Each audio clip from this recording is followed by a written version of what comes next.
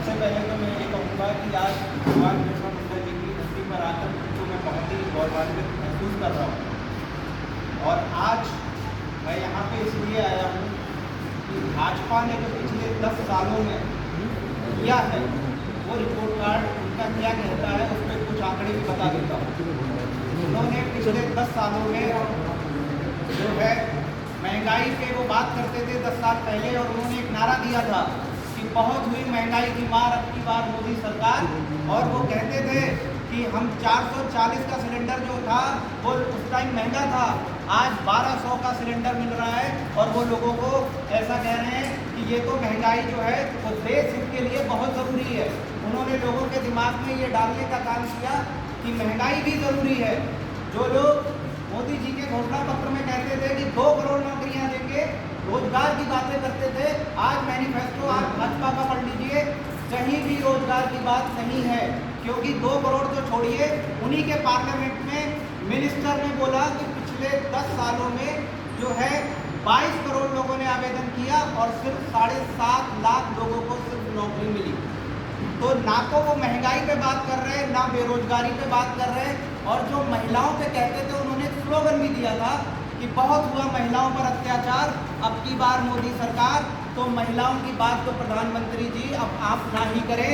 मणिपुर सबने देखा, दिल्ली में जिन्होंने पदक लाए थे उनके साथ आपने कैसा व्यवहार किया वो भी सबने देखा है। और मणिपुर की घटना ने पूरे देश को शर्मसार किया था, ये भी हम सबने देखा है। उसके बाद आज किसानों की बात कर लीजिए, वो किसान जो देश का पेट भरता है, वो किसान एमएसपी के लिए तड़प रहा है। पिछले 10 सालों में कोई भी कानून एमएसपी पे नहीं बनाया गया, और 1 साल तक दिल्ली में 1 साल तक किसानों ने आंदोलन किया। उसके बावजूद भी प्राइम मिनिस्टर साहब ने 3 काले कानून तो वापस लिए, लेकिन उनके लिए एमएसपी की गारंटी वाला कानून आज तक नहीं बनाया। ये चुनाव नहीं है, लोकतंत्र और संविधान बचाने का चुनाव है। क्योंकि प्रधानमंत्री जी के एक मंत्री ने, अनंत हेगड़े जी ने कर्नाटक में बोला है कि अगर हमारी सरकार आती है और हम 400 पार करते हैं तो हम देश का संविधान बदल देंगे। ये उन्होंने ऑफिशियली अनाउंसमेंट किया है। तो ऐसे लोग जो संविधान को और लोकतंत्र के लिए खतरा बन चुके हैं, हमारे देशवासियों से अनुरोध है कृपया ऐसे लोगों को पहचानें और इन्हें सत्ता से बेदखल करें और ज़्यादा से ज़्यादा मतदान करें, ताकि आने वाले टाइम में भाजपा के जो कुकर्म हैं वो सबके सामने आए और लोगों को पता चले कि ये देश सभी जातियों का है, सभी धर्मों का है, सभी लोगों का है। और कांग्रेस का जो मैनिफेस्टो मैं आपको दिखा रहा हूँ, ये मैनिफेस्टो जो कांग्रेस ने दिया है एआईसीसी ने, ये देखिए, इसमें कांग्रेस बात कर रही है कि 5 गारंटी हैं, 25 गारंटी और 5 न्याय हैं।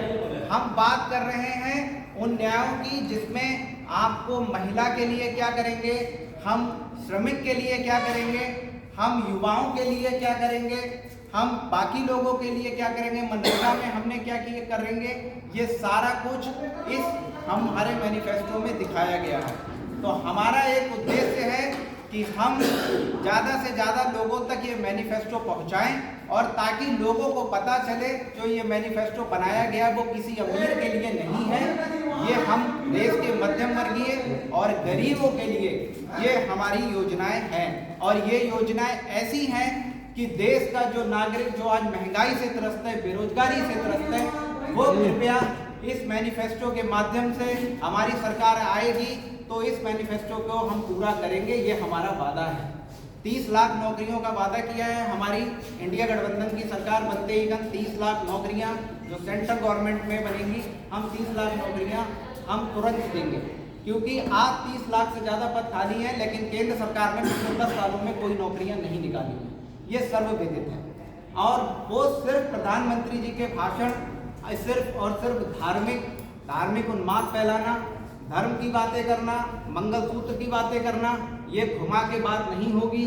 सिर्फ और सिर्फ बात रोजगार की होगी, महंगाई की होगी, देश के आर्थिक विकास की होगी, और उस देश की बात होगी जिस देश को कांग्रेस ने 55 सालों में सींचा है। आज आईआईटी की बात नहीं कर रहे, वो आईआईएम की बात नहीं कर रहे, DRDO की बात नहीं कर रहे। कांग्रेस ने जो 65 सालों में इतने सालों की अचीवमेंट थी उस पर बात ना करके वो सिर्फ और सिर्फ बकवास कर रहे हैं और देश के अंदर एक धार्मिक उन्माद फैला के वोट बैंक की राजनीति कर रहे हैं। धन्यवाद।